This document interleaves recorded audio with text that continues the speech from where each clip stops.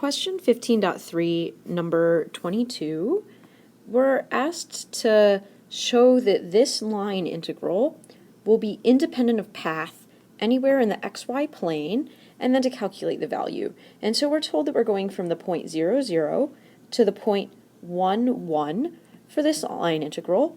To show that it's independent of path, the first thing we need to do is figure out what the vector field is. And the vector field from this line integral comes from these two pieces. So we're going to rewrite this in our more normal notation. We know that dx came from dxi plus dyj, which is r.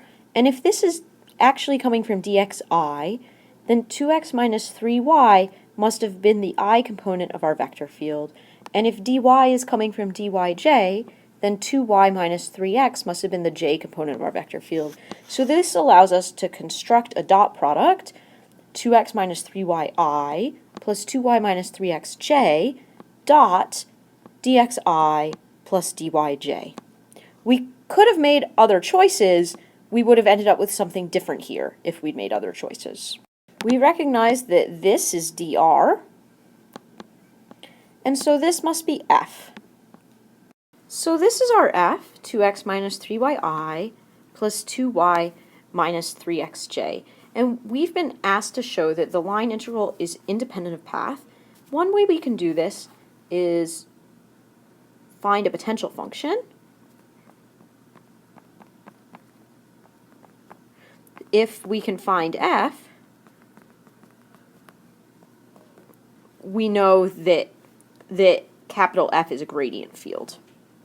We assume such an f exists, then partial of f with respect to x is equal to 2x minus 3y. So f equals x squared minus 3xy plus some function of y. This means that given this f, which agreed with the I component of our vector field, we can take its partial derivative, and we're getting 0 minus 3x plus the partial of h with respect to y. We want the partial of f with respect to y to match our vector field, which would be 2y minus 3x.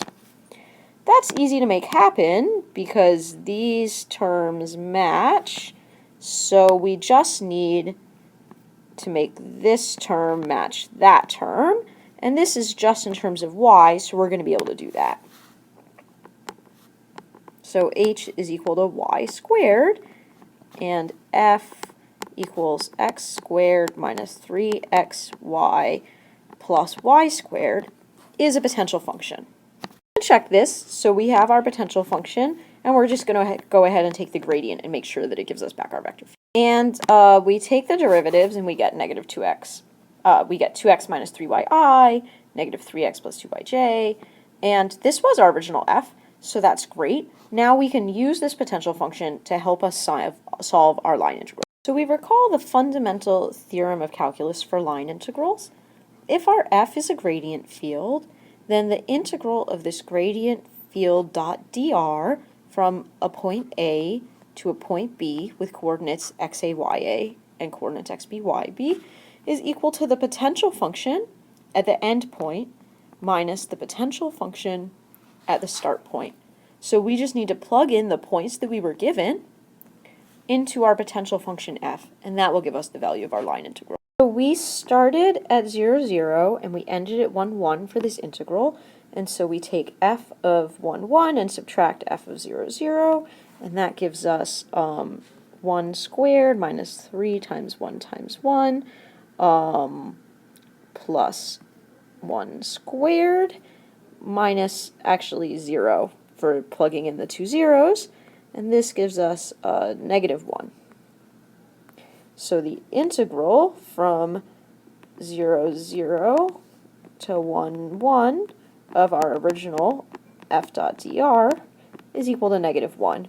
But we didn't actually have to compute the integral because we were able to find a potential function that allowed us to compute it in this alternate way.